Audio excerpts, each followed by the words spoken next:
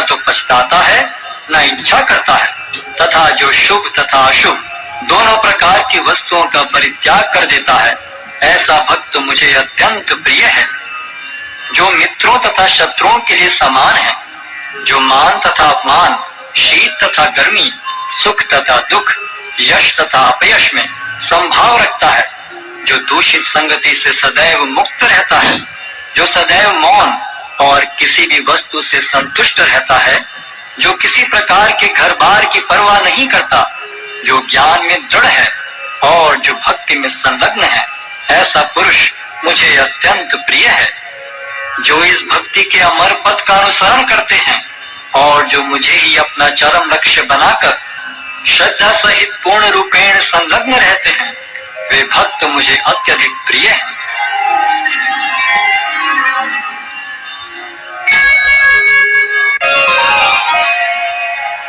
अध्याय 13 प्रकृति, पुरुष तथा चेतना। अर्जुन ने कहा, हे कृष्ण, मैं प्रकृति एवं पुरुष, क्षेत्र एवं क्षेत्रज्ञ तथा ज्ञान एवं ज्ञेय के विषय में जानने का इच्छुक हूँ। श्री भगवान ने कहा, हे कुंती पुत्र, यह शरीर क्षेत्र कहलाता है और इस क्षेत्र को जानने वाला क्षेत्रज्ञ है। हे भरतवंशी, तुम्हें ज्ञात होना चाहिए कि मैं भी समस्त शरीरों में ज्ञाता भी हूँ और इस शरीर तथा इसके ज्ञाता को जान लेना ज्ञान कहलाता है, ऐसा मेरा मत है। अब तुम मुझसे यह सब संक्षेप में सुनो कि कर्म क्षेत्र क्या है, यह किस प्रकार बना है, इसमें क्या परिवर्तन होते हैं, यह कहाँ से उत्पन्न होता है, इस कर्म क्षेत्र को जानने वाला कौन है और उसके क्या प्रभाव हैं। विभिन्न वैदिक ग्रंथों में विभिन्न ऋषियों ने कार्यकलापों के क्षेत्र तथा उन कार्यकलापों के ज्ञाता के ज्ञान का वर्णन किया है। इसे विशेष रूप से वेदांत सूत्र में कार्य कारण के समस्त तर्क समेत प्रस्तुत किया गया है।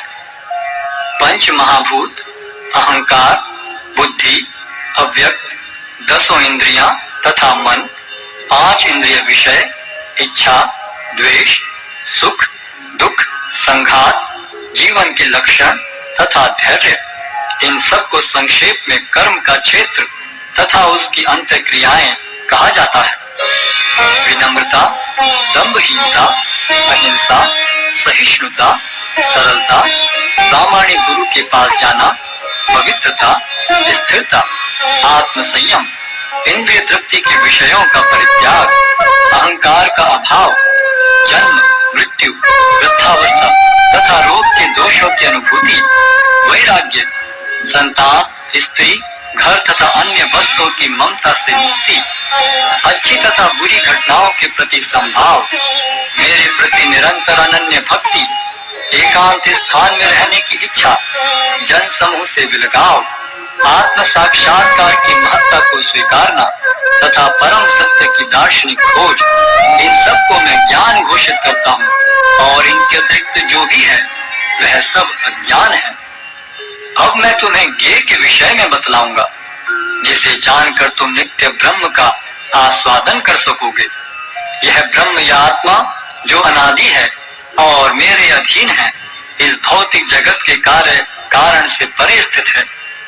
उनके हाथ, पांव, आंखें, सिर तथा मुंह तथा उनके कान सर्वत्र हैं।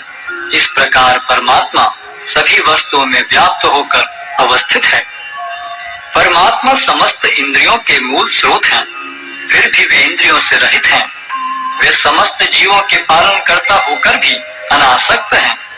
वे प्रकृति के गुणों से परे हैं, फिर भी वे भौतिक प्रकृति के समस्त गुणों के स्वामी हैं। परम सत्य जड़ तथा जंगम समस्त जीवों के बाहर तथा भीतर स्थित हैं। सूक्ष्म होने के कारण वे भौतिक इंद्रियों के द्वारा जानने या देखने से परे हैं। यद्यपि वे अत्यंत दूर रहते हैं, किंतु हम सबों के निकट भी हैं। यद्यपि परमात्मा समस्त जीवों के मध्य विभाजित प्रतीत होता है, लेकिन वह कभी भी विभाजित नहीं है। वह एक रूप में स्थित है। यद्यपि वह प्रत्येक जीव का पालन करता है, लेकिन यह समझना चाहिए कि वह सबों का संहार करता है और सबों को जन्म देता है। वे समस्त प्रकाशमान वस्तुओं के प्रकाश स्रोत हैं। वे भौतिक अंधकार से परे हैं और अगोचर हैं। वे ज्ञान हैं, ज्ञेय हैं और ज्ञान के लक्ष्य हैं। वे सबके हृदय में स्थित हैं। इस प्रकार मैंने कर्म क्षेत्र, ज्ञान तथा ज्ञेय का संक्षेप में वर्णन किया है। इसे केवल मेरे भक्त ही पूरी तरह समझ सकते हैं और इस तरह मेरे स्वभाव को प्राप्त होते हैं। प्रकृति तथा जीवों को अनादि समझना चाहिए। उनके विकार तथा गुण प्रकृति जन्य हैं। प्रकृति समस्त भौतिक कारणों तथा कार्यों की हेतु कही जाती है और जीव इस संसार में विविध सुख दुख के भोग का कारण कहा जाता है।